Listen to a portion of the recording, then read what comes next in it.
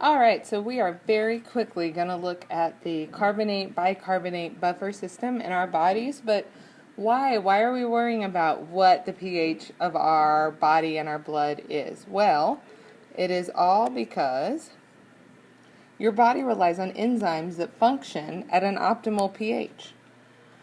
So, if you want life-sustaining chemical reactions to proceed, you need to have fully functional enzymes.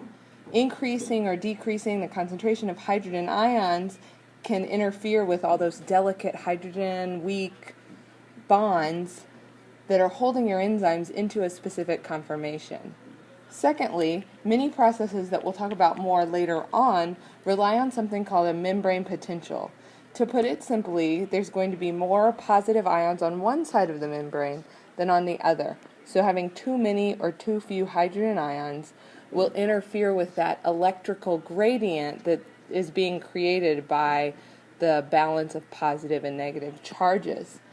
That potential drives some really important processes like the synthesis of ATP and conducting nerve signals.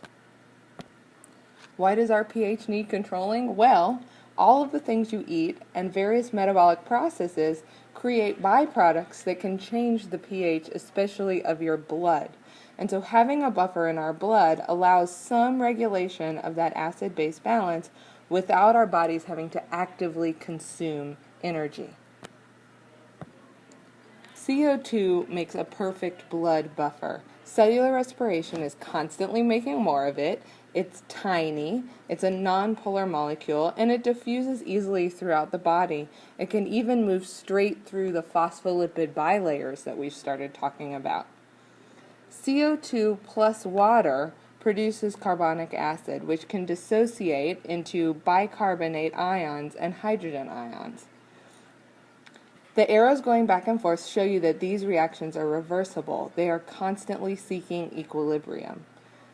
According to a principle in chemistry, any change in the concentration, temperature, volume, or pressure will cause a change in the equilibrium, and a new equilibrium will result. What does this all mean? If I add more acid, then the increase in hydrogen ions will push the equilibrium back towards carbonic acid. That soaks up hydrogen ions and restores a more normal pH. If we add a base and hydrogen ions decrease, then more carbonic acid will change to bicarbonate ions, releasing more hydrogen ions and restoring a more normal pH. So, this is just yet another example of homeostasis in our body.